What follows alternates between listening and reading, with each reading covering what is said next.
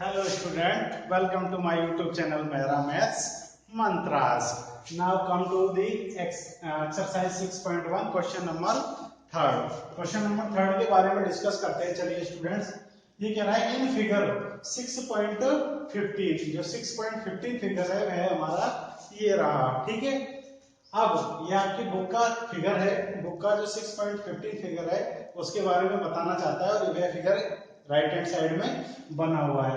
तो ये कह रहा है angle P Q are, angle P Q are, angle P Q are कौन सा है? देखिए पी क्यू और आर, ये पी क्यू आर ये वाला एंगल, ठीक है ना, ये इक्वल है एंगल पी आर क्यू के. पी आर और क्यू इस एंगल के इक्वल है. मीन्स ये वाला एंगल और ये वाला एंगल दोनों एंगल कैसे है? इक्वल है. तो ये कह रहा है आगे देन प्रूव दैट, तो क्या प्रूव करना है? Angle P Q S, P Q S कौन सा है? पी क्यू एस यह एंगल, ठीक है ना, पी क्यू एस और P R T, P R T यह वाला एंगल, ये दोनों एंगलों को क्या करना है? हमको इक्वल प्रूफ करना है. इसको एंगल को और इस एंगल को दोनों को क्या करना है? इक्वल प्रूफ करना है. मीन्स इस एंगल को और इस एंगल को दोनों को कैसा प्रूफ करना है?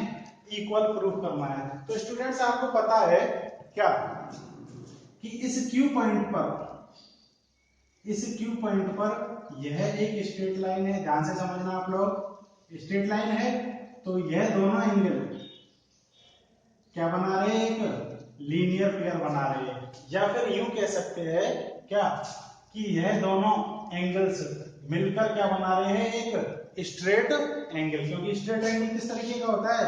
किसी स्ट्रेट लाइन के किसी पॉइंट पर बनने वाले जो जितने भी एंगल होते हैं, या फिर यूं कहते हो किसी स्ट्रेट लाइन के किसी पॉइंट पर बनने वाला ये जो एंगल होता है, यह क्या होता है? हमारा स्ट्रेट एंगल. चाहे इसमें कितने भी एंगल इंक्लूड कर दिए जाए, सबका टोटल कितना होना है? स्ट्रेट एंगल की वैल्यू कितनी होती है? 180 की. ठीक है ना. तो आगे चलते हैं. इस क्यू पर जो एंगल बन रहे हैं दोनों, इन दोनों का सम कितना होगा? 180. आर पर ये जो दोनों एंगल बन रहे हैं दोनों का सम भी कितना होगा? 180. तो चलिए चलते हैं अब ना सॉल्यूशन. ठीक, since,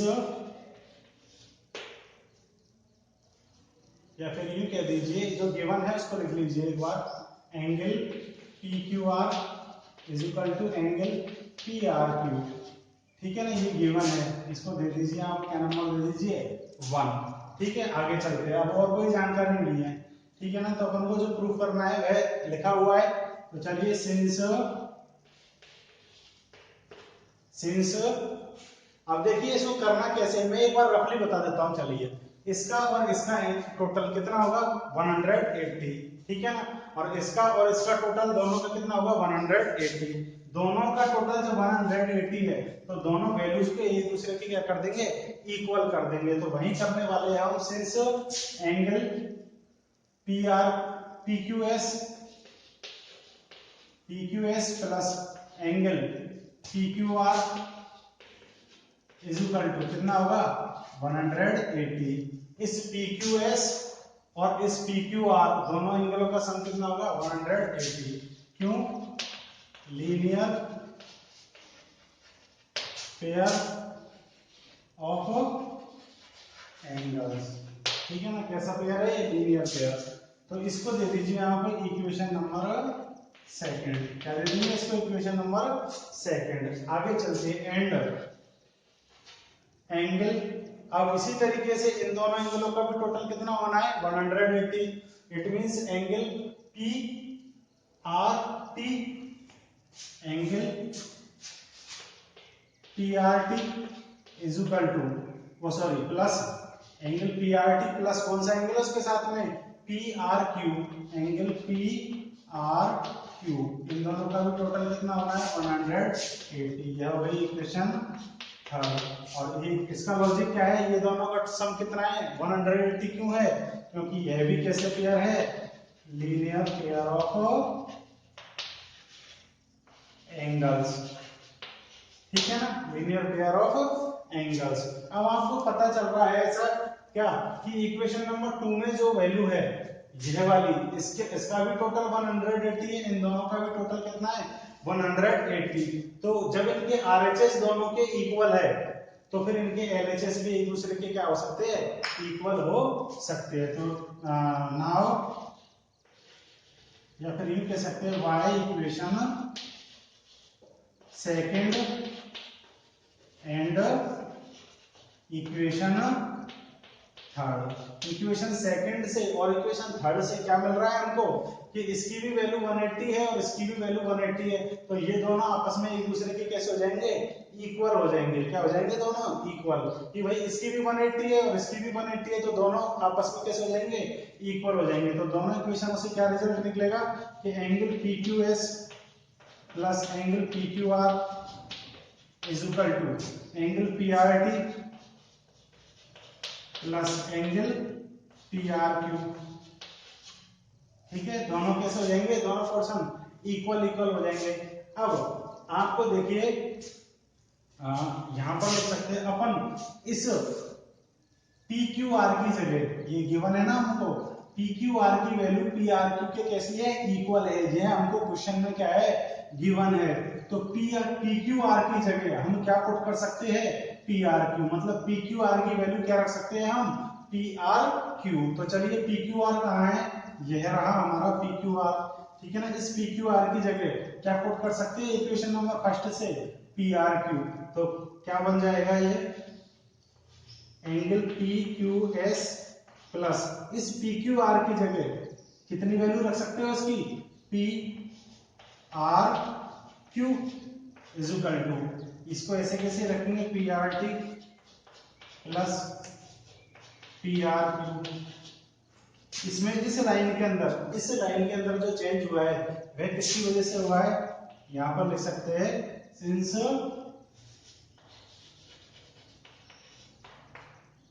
angle PQR is equal to क्या है एंगल PRQ। ठीक है ना, इसमें जो चेंज किया है कि ये PQR है उसकी जगह हमने PRQ क्यों लिखा है, उसका रीजन दिया है कि PQR की वैल्यू कितने के बराबर है PRQ के इक्वल है, और जो क्या है गिवन है। ये कैसा है और गिवन है, कैसा है ये गिवन है। ठीक है, आगे सॉल्व करते हैं इसको। अब देखिए आप लोग एंगल PQS प्लस, अब देखो यहाँ पर ये PRQ है, ठीक है ना, और यहाँ पर भी क्या है ये PRQ है, दोनों सेम है। ठीक है, तो इन दोनों को हम एक दूसरे से क्या कर सकते हैं कैंसिल कर सकते हैं, चाहो तो आप, और नहीं चलो इसको दोनों को क्या कर देते हैं कैंसिल कर देते हैं। क्या कर देते हैं कैंसिल।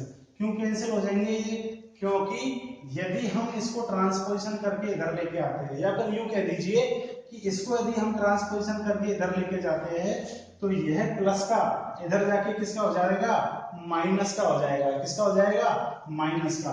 तो यह PRQ में से ये वाला PRQ क्या हो जाएगा सब्ट्रैक्ट हो जाएगा। कैसे हो जाएगा, ये प्लस का इधर जाके किसका हो जाएगा ये माइनस का PRQ हो जाएगा, ही नहीं हो जाएगा, और फिर इसमें से सब्ट्रैक्ट होते ही क्या हो जाता है जीरो हो जाता है। तो यदि कोई टर्म ऐसी है जो दोनों तरफ सेम साइन में है, यहाँ भी प्लस में है और यहाँ भी किस में है प्लस में है, PRQ दोनों किसके साइन के हैं प्लस के, तो आप उनको क्या कर सकते हो कैंसिल कर सकते हो। यदि ये दोनों माइनस के होते तो भी किसके क्या कर सकते थे इनको कैंसिल कर सकते थे। लेकिन यदि एक प्लस का है और एक माइनस का है, या फिर ये माइनस का है और ये प्लस का है, तो फिर हम उनको कैंसिल नहीं कर सकते। आ गया आपके समझ में, क्यों नहीं कर सकते, आप एक बार उसका क्या करके देखना ट्रांसपोजिशन करके देखना। ठीक है, तो क्या बचता है PQS इज इक्वल टू, ये तो कैंसिल हो ही गया, एंगल PRT। ठीक है, क्या बचता है एंगल PRT, और यही हमको क्या करना है प्रूव। ठीक है, क्लियर है। ठीक है, अब इस जो हमने एक कैंसिल किया है इसको मैं एक बार आपको रफली समझा देता हूं कैसे। देखिए आपका क्वेश्चन था वो तो यही कंप्लीट हो चुका है, लेकिन ये कैंसिलेशन वाला जो मैटर है ये यदि किसी के स्टूडेंट के समझ में नहीं आए तो उसको एक बार समझा देता हूं कैसे। देखिए ये अलग है ना, ये इस क्वेश्चन से बिलोंग नहीं करता, एक्स्ट्रा है आपका। जैसे ये मान लीजिए आप y plus 2x is equal to z plus 2x है, ठीक है, इस तरीके से है। तो आपको पता है ये जो है ये दोनों कैसे है, सेम है, और इनका साइन भी कैसा है, सेम सेम है, प्लस प्लस के है। तो इनको हम क्या कर सकते हैं, कैंसिल कर सकते हैं। क्यों कर सकते हैं उसका रीजन देखिए हम, क्यों, क्योंकि यदि मान लीजिए हम कैंसिल नहीं कर रहे, कैंसिल कर सकते हैं ना, और अब बात यह है कि हम कैंसिल नहीं करें तो क्या होगा, तब भी उनको तो कैंसिल होना है। क्यों होना है, क्योंकि यूं मान लीजिए y, इधर हम यदि y को छोड़ दे, ठीक है ना, इधर यदि हम y को छोड़ दे और इस 2x का क्या कर दे, ट्रांसपोजिशन कर दे, तो z प्लस ये 2x ऑलरेडी है ये, और इधर से ये प्लस का 2x जाके किसका बन जाएगा, माइनस का, क्योंकि इसका क्या कर देंगे अपन, ट्रांसपोजिशन, तो साइन चेंज हो जाएगा। तो फिर ये वापस क्या बनना है, इसको तो 0 बनना है कि नहीं बनना है, क्यों, क्योंकि 2x में से 2x सब्ट्रैक्ट होते ही क्या आ जाएगा, 0, सेम में से सेम सब्ट्रैक्ट होते ही 0 आ जाएगा। तो ये जो है डायरेक्ट कैंसिल करने वाला है, वो इसी वजह से करते हैं, क्योंकि यदि एक का ट्रांसपोजिशन कर दिया जाए तो वो दूसरे में से सब्ट्रैक्ट हो जाता है। कब होता है, जब दोनों के साइन कैसे हो, सेम।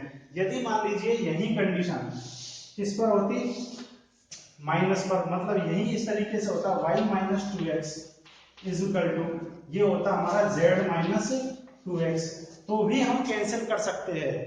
यह माइनस का है, यह भी माइनस का है, तो इनको क्या कर सकते हैं, कैंसिल कर सकते हैं, ठीक है ना। और क्या आ जाता हमारा y is equal to z। Second तरीका यदि देखिए कि सर हम तो इस तरीके से कैंसिल नहीं करना चाहते, तो फिर क्या करोगे, यहाँ पर ट्रांसपोजिशन करना पड़ेगा। कैसे, कि y minus 2x is equal to y minus 2x is equal to z minus 2x है, ठीक है। आप किसी x का ट्रांसपोजिशन कर दीजिए, इसका करेंगे तो y इज इक्वल टू, यह माइनस का है, ठीक है ना, z तो ऑलरेडी है ही है, यह माइनस का इधर जाके किसका हो जाएगा, प्लस का, ठीक है ना, प्लस के 2x हो जाएंगे, ये माइनस का किसका हो जाएगा, प्लस का, और ये माइनस का 2x ऑलरेडी है, तो वापस ये सब्ट्रैक्ट हो जाएंगे, और इसकी वैल्यू कितनी आनी है, 0 आनी है। लेकिन यदि ये दोनों के साइन कैसे हो, डिफरेंट हो, तो फिर कैंसिल क्यों नहीं करते हम, डिफरेंट साइन होते हैं तो क्यों नहीं कैंसिल करते, तो उसका रीजन क्या होता है, देखिए इसी को ही मैं बताता हूँ। y ये तो होता है प्लस का 2x, और z और ये किसका होता, माइनस का 2x, मतलब साइन कैसे हो, डिफरेंट हो, तो फिर क्या होगा, इनको कैंसिल नहीं कर सकते। क्यों, क्योंकि जब हम ट्रांसपोजिशन करेंगे तो देखिए क्या आता है, ठीक है ना, ये माइनस, ये z, ये माइनस का 2x, और यह भी प्लस का है, इधर जाके किसका हो जाएगा, माइनस का हो जाएगा। अब मुझे बताओ क्या ये सब्ट्रैक्ट हो सकते हैं क्या, नहीं हो सकते, क्योंकि दोनों का साइन कैसा है, सेम है।